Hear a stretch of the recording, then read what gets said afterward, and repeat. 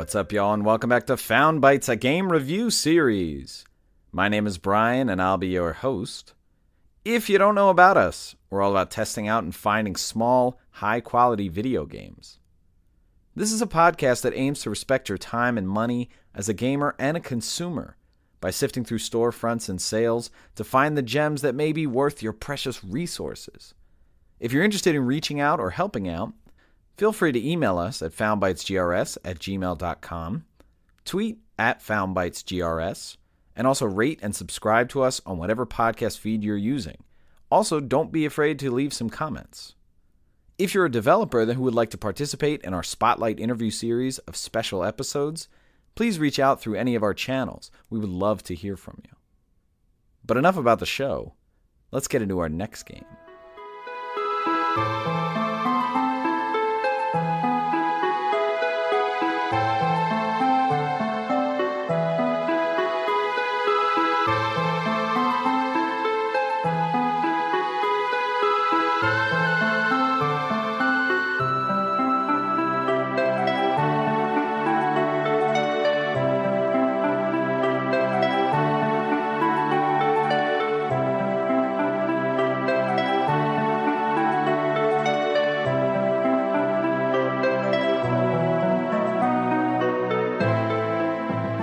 Trigger Witch is the game for this week's episode.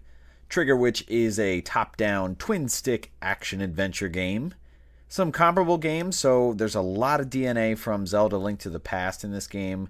A lot of kinetic gameplay from Hotline Miami, some similarities, and also Under Dungeon, a game that we've reviewed before. Release dates. This was originally released in July of 2021 on PS4 and 5, Xbox One and S and X, and on Switch, and in May of 2022 on PC. The game was developed by Rainbyte, which is a small team from New Zealand, so shout out to New Zealand, and they do have one previous game called Reverie. I have not played it.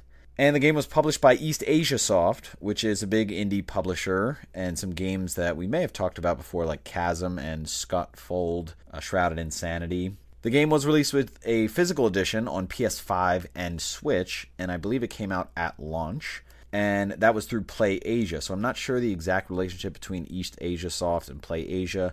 I think there might be some connection there. I'm not sure if it's the same company. But it released a regular and limited edition, and the limited edition came with like a booklet and a soundtrack. The game was released with an MSRP of $14.99 digitally, and those physical editions, $29.99, I believe, for the regular Play Asia editions. I'm not sure about the limited editions, because I think they were like pre-order only. There were like 2,000 copies, but I am seeing them on eBay for like $50-$60, so fairly reasonable if you're down for that. And runtime of the game, if you're playing it straight through just for the story, probably about 9 hours.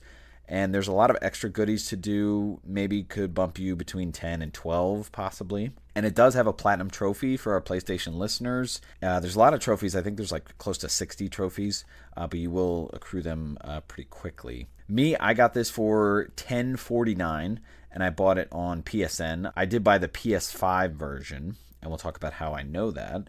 And I beat this game in around 9 hours.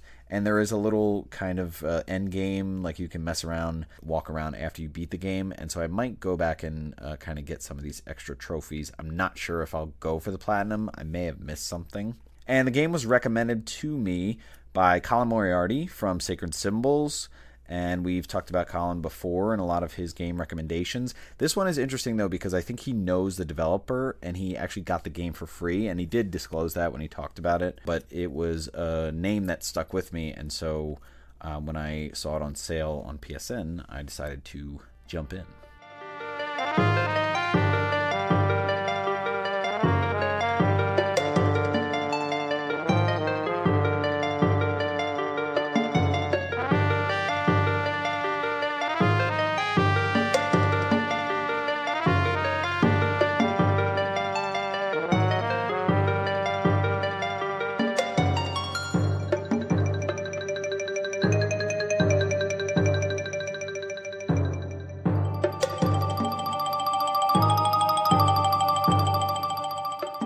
All right, let's talk some gameplay for Trigger Witch.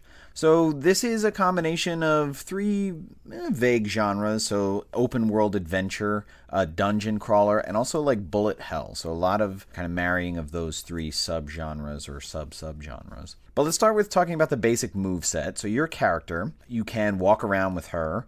There's no run, but she does have a dash button, so you can dash and kind of like zoom past enemies or like zoom over hazards, but there are only 2 of them available, and they have like a cooldown. So if you're like looking at the HUD where her health meter is, you'll see like these 2 circles, and when you use a dash, it like depletes one of them, and then if you wait, it can rejuvenate, but then you have a second one, so you can dash twice at a time, but you have to wait for them to cool back down. And then there's going to be aiming and shooting.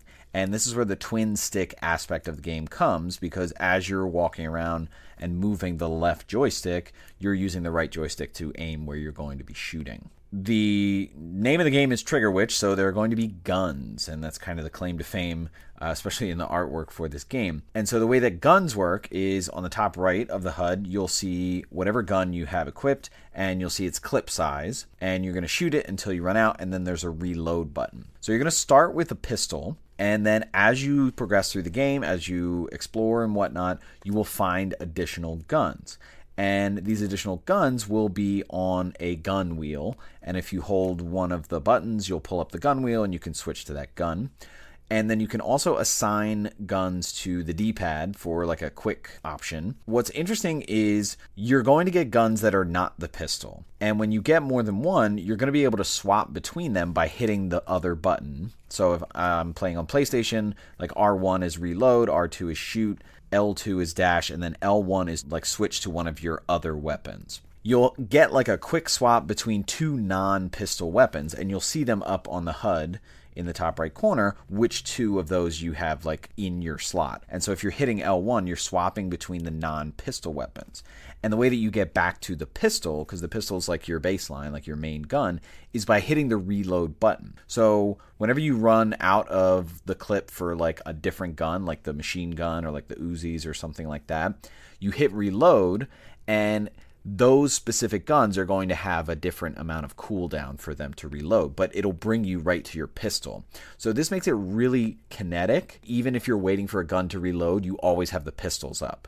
And the pistols reload pretty quickly, but it's a nice kind of back and forth like trade-off and balance. Like if you're using a gun that goes really fast, or you're using a gun that like is a big heavy hitter, like it has a certain amount of clip size, and once it's out, like you're back to pistols. So you're always kind of jumping back to pistols. It's really nice as you're playing. It's really satisfying to see that balance and to have that challenge of like, okay, I only have a couple shots with this big gun, and when I'm done it, I'm right back to the pistol. So you'll get really comfortable with the pistol. But the combat in general is very fast-paced. And in terms of the weapons, there's a great variety of them. Like you'll get different types, like I said, big machine gun, or like there's a grenade launcher, or there's a flamethrower. So there are a lot of different things involved, like range and aiming. Something else that she'll have is potions. And that brings you to the health meter up at the top left corner. Whenever you're getting low, there will be indicators on the screen. Like I think it kind of yellows a little bit and her health meter kind of shakes. But you'll use a potion, and I think it's a full recover for her. But you will only have 1 bottle for potions to start. But what's interesting is that when you use it, it empties. But it refills as you damage or kill enemies. I think it's when you kill them. I'm not quite sure, but I think it is because of a later mechanic that we'll talk about. But you'll only have the 1 potion, but as you're like getting a lot of enemies coming in and you're shooting them, and it's, you know, fast paced, you're reloading, you're switching guns, like you'll gradually fill that potion back up. So if you need to use it later in battle, it's not like a one and done type situation. And you can get more, like you will get the option to have more bottles of potions. So like you might go into like a boss fight with 3 potions. If you lose all your health, you will die, and you will regenerate at a nearest checkpoint. So it's not like you lose anything. It's not really that big of a consequence, but it does sort of add to the challenge that just like, okay, if you die, you will have to regenerate at a previous checkpoint. I'm not sure exactly about the checkpoints. If you're in a dungeon, the checkpoints are very specific because there's like these waypoints in the dungeon. But if you're in the open world, I think you might go back to the town. I'm not sure about that, but I always found that it wasn't that bad when I died, like to get back to where I was. So no real worries about that. In terms of traversal and exploration, this is an open world game, but it's screen to screen. And sometimes the screens are more like bigger, like you'll walk and like the screen will move with you. So again, this is very much Zelda Link to the Past. Like you'll walk, and then when you get to the edge of the screen, it'll like move to the next screen. Some things that you'll find as you're traversing through this open world: gems are a big thing. That's the main currency. You're going to also find weapon upgrade parts, and that's going to allow you to upgrade your weapons, as you might think. And these are standard. It's not like specific for each weapon. Like you'll just have a part and you can use it on any weapon. You'll find a lot of enemy groups. So you'll run into groups of enemies that are just kind of standing there. And there is like a second or two where they won't notice you, and I think there's even a range of what they can see. But as soon as they see you, they're going to aggro and they're going to come right at you. And I love the animation here. You'll see a little exclamation point, and then the sound is like, "Bam," and then they start running at you. In the open world, there's a high frequency of enemy groups, but they are kind of bunched together. So it's not like you're just going to randomly constantly be having enemies come at you. Like you'll see the whole group that's sitting there, like they're just sitting there twiddling their thumbs. And then when you get close, they all kind of bum rush you. You do get used to the frequency of them and their placement. Like towards the end of the game, I was like getting to this other area in the open world, and I'm like, okay, there's probably an enemy group here. So it does get a little predictable, and that's fine. There are a lot of different types, and some of them have projectiles, some of them are going to rush at you, but they will throw things at you and that will hurt you. But also if you come into contact with them, you'll get hit as well. And in terms of what they can do, like I said, you do have projectiles, you do have them just rushing at you. They're going to be varied in the speed that they have, the speed of their projectiles, their effects, their behavior. Some of them are going to, like, you'll see mushrooms that like explode and give like a poison cloud or whatnot. You'll see like humanoid enemies. You'll see a pretty good variety of them.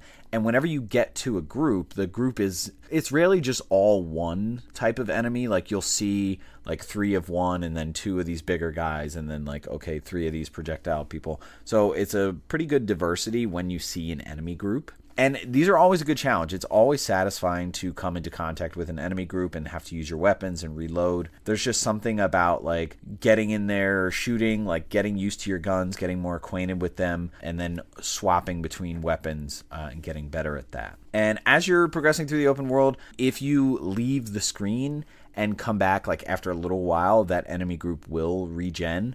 But I think if you're just back and forth like quickly, they'll still be dead. Something else you'll find is a lot of caves and like optional paths to go on. And these are primarily for finding chests.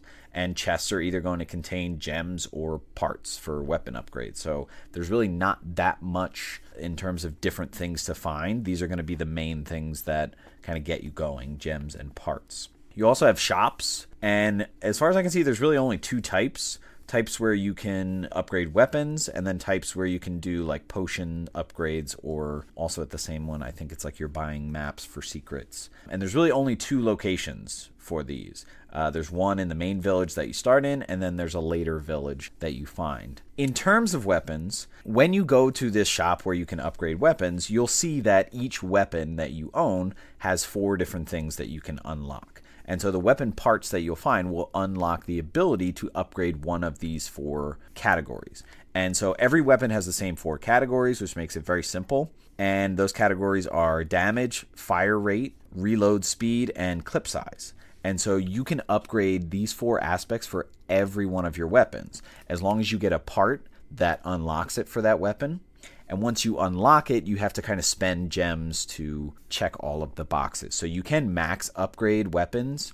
Like, for example, I max upgraded the pistol. They all have a varied amount of like how many spaces to upgrade damage or how many spaces to upgrade clip size. And that's very specific to each individual weapon. But once you do max upgrade your one particular weapon, it starts to get specialty things. So I haven't noticed this for too many, but I definitely noticed this for the pistols. You get 2 of them. And I think that like either increases the rate of fire or something like that. I don't know if it's just visual, but I definitely noticed like, oh wow, she has 2 pistols now because I max upgraded the pistol. So that's really cool. And I think I also did that for the shotgun, which is really dope. As we're talking about traversal, let's also talk about the map. So the map, again, very Zelda Link to the Past. So you will have an overview map. It's not that big. And what you're going to see is a lot of detail for like the paths that you can walk. And it's very accurate with what's in front of you. again, much like A Link to the Past, like you can see, oh, I can go over there, but not over there. There's a cave there. So all those things will be visible when you're looking at the map. But the main thing is that anytime you have an objective, it's marked with a big red X. And you might have a situation in the game where you have multiple objectives or multiple dungeons to go to, and you'll see those red X's. So you never really have to worry about where you need to go, because the map is always communicating that to you. So that's really good. Something else you could do when you're on the map is teleport. And this is different depending on if you're in the open world or in a dungeon. So if you are in the open world, you can always teleport back to your house, which is where the first village is. If you're in a dungeon, though, the dungeon will have waypoints. And typically there are 6 waypoints, although some dungeons have less. And when you get to like a checkpoint waypoint, it's like this spinning kind of colorful fan that's on a pedestal. It's really weird, but it's very obvious. And you can transport between waypoints inside of a dungeon. You can also look at your inventory. Your inventory just shows like if you have particular keys for a dungeon and how many, or like specific like quest items to be able to traverse certain things. I didn't really look at this. I don't even think you can get a lot of information from it. It's more just visual. And as you're progressing through the game, like I said, you will see the main objectives on the map with the X, so you can always follow that X, but basically the ebb and flow is going to be you're going to go into a particular dungeon, and then you're going to go probably back to the village and upgrade and stuff like that, and then you might need to go to another dungeon, or another red X might pop up. And so the game is super linear. You're really not going to get lost in this game. But let's talk about dungeons. So there are only about 4 or 5 in the game. There is one that's like an intro dungeon, so I'm not really counting that. But these are pretty basic, like what you would expect, again, from Link to the Past or Under Dungeon. A lot of similarities here.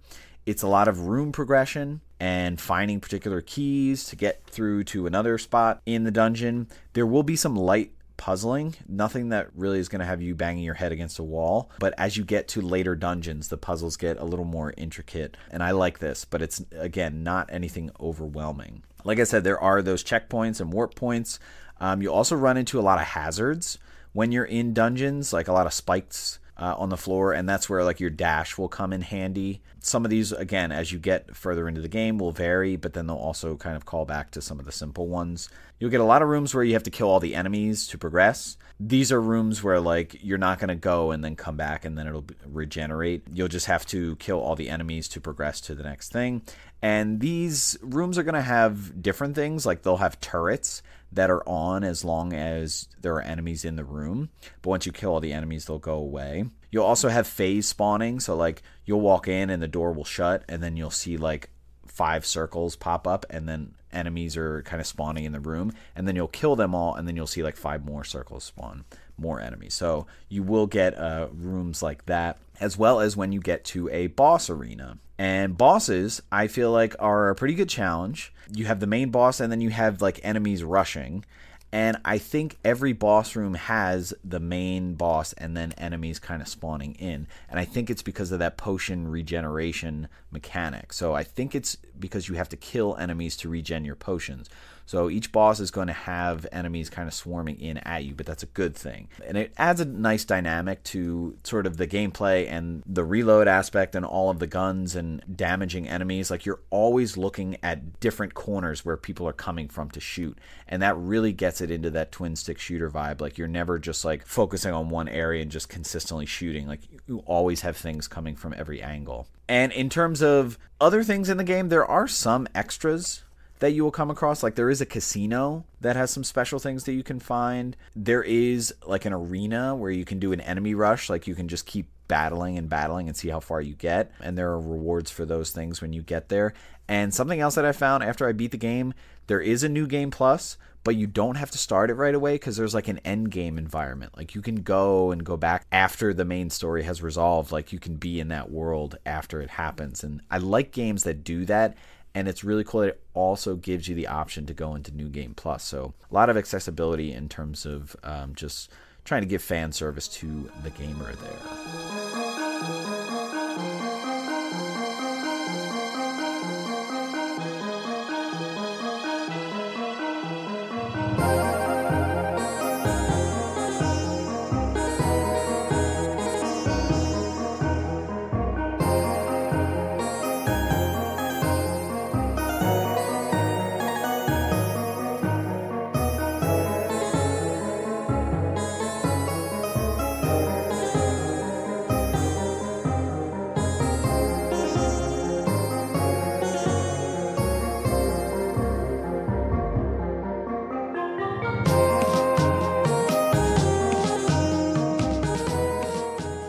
let's talk about the vibe of Trigger Witch. So I've said it a bunch of times, but this game just oozes Zelda Link to the Past, especially in how it looks. So let's start with talking visuals. There's a lot of color in this game, whether it's the ground or like the mountain ridges that you're walking around, or the enemies and the characters. And there's a nice little kind of dichotomy with those colors there, because the ground and ridges are sometimes like fall colors, or like auburns or browns or strange like that. And then the enemies are like really popping, like bubblegum colors, really cutesy type stuff.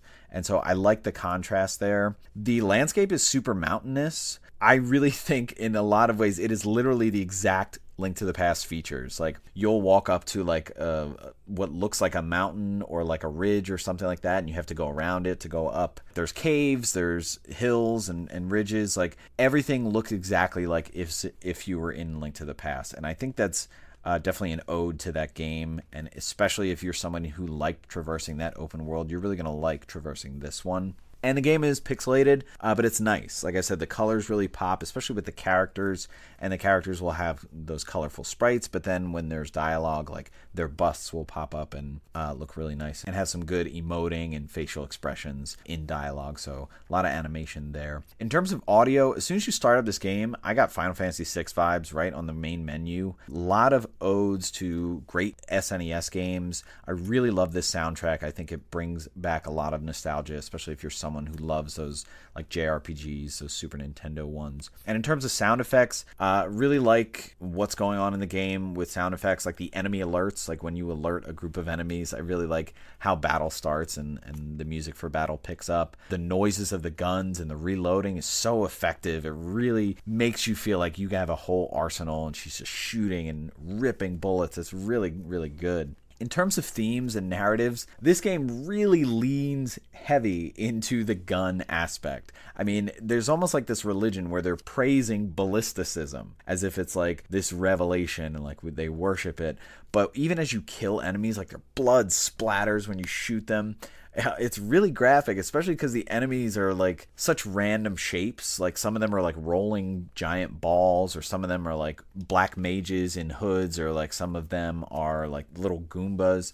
So it's really just funny to watch their blood splatter as you shoot them with like a shotgun. But the game in general is very tongue-in-cheek. It's, you know, very self-deprecating. Like, it understands, it doesn't take itself too seriously, which is funny because it leans into like this gun-toting, almost GTA aspect. But there's also this strange aura about like the fact that they're witches, but they don't use magic. Like, magic is a no-no, and that'll come up in the story. But in terms of the characters and how you learn about the story, really good dialogue. There are some dialogue options that make it fun and interesting. I really like the characters. They're pretty fun. They have personality. Again, they don't take themselves too seriously. There's a lot of like funny moments and good dialogue there. There's only like 10 characters in the game, not even. So you don't really have to worry about remembering who people are. Like, you just talk to villagers and they're just kind of nobodies. In terms of the society and like the characters and what they're a part of, there's this matriarchal society, which is very similar to Time Spinner. You know, as the game progresses, the idea of like maybe someone was deceiving you about what the situation is, or, you know, this who is the real enemy, or like getting perspective as you progress through the game. You know, nothing new, and certainly something that happened in Time Spinner, but it definitely takes itself less seriously. So less serious than Time Spinner. I really love the story and the characters in Time Spinner, and that was kind of heartfelt. This takes a lot of that, but kind of plays it up more comedically. Some simple lessons as you get through, like, you know, friendships and whatnot, has some cuteness. But when you beat the game, there is a serious Deus Ex Machina at the end, I will say. Something that just threw me, I was not expecting. But a lot of fun vibes in this game.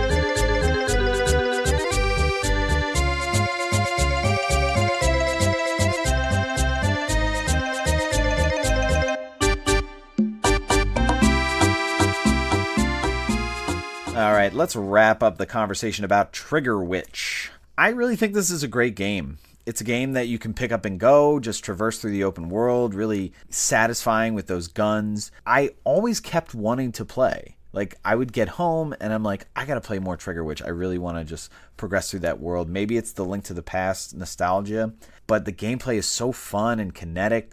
I really liked whenever there was enemy encounters. I never avoided enemy encounters, which is really interesting because I know in a lot of adventure games, like if you're tired of it, you'll kind of just not want to waste your time there. But the weapon variety, the upgrades, like I liked paying to upgrade my weapons and seeing how much damage they do and then like wanting to specialize. Like I really wanted to get the shotgun, but then also have a longer range weapon so I could go back and forth with them. Whenever you had a rush room, like having waves of enemy come in. And something else that was interesting is, again, I played it on PS5 and it really takes advantage of the DualSense controller. Like the trigger button for shooting guns, like it has that pullback to it, which is really, really satisfying as you're shooting and as you're dashing. So shout out to the DualSense controller there. Really like the dungeons. The puzzles are simple. And I think this game has a really good challenge level. It's not too challenging. I did die a few times, I will say, especially in the dungeon or in a rush room or at a boss, but I didn't feel like there were really any consequences, so I just kind of jumped back up and I wasn't that far. I think it's a short and sweet game. Again, I got through it in 9 hours. This is like a, Link to the Past style open world adventure, but you're in and out, and it's a linear game. It has some extras if you want to get into that. And the Platinum Trophy, I think, seems doable and fun. I don't know if I'll be able to get it, but I may try. In terms of value, I think $15 is great for this game. But if it's ever on sale, it's an absolute no-brainer. Again, it's got a lot of charm, a lot of nostalgia for SNES games, especially Link to the Past. If you were a Link to the Past fan, and I know many people that were, you owe it to yourself to jump into this game because it has a more kinetic, more modern vibe to it. And so I really recommend this game. Alright, that's going to do it for this episode. Stay tuned for our next episode to see what new game we found for you.